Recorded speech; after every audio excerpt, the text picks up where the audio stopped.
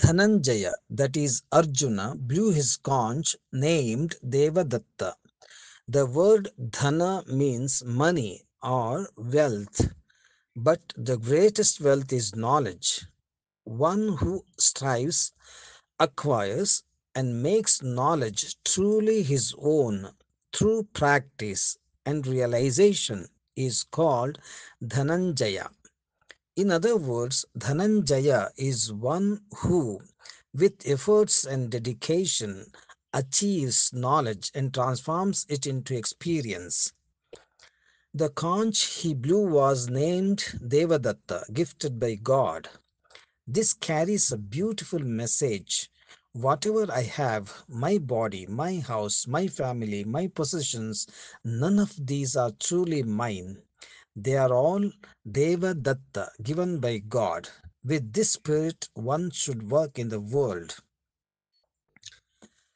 By handing over Panchajanya to God, we must surrender our ego of I am the doer.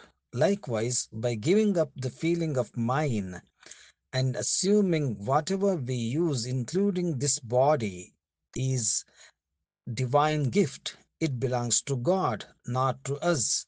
We must overcome our possessiveness. By accepting this, the knot of ego and attachment is loosened.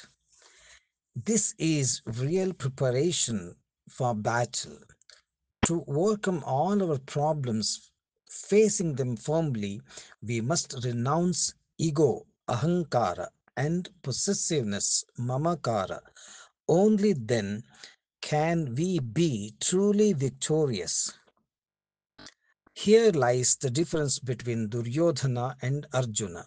Duryodhana, the Kaurava, clung tightly to his ego and attachment and thus invited his own downfall, whereas Arjuna, the Pandava, by surrendering ego and possessiveness, attained true victory.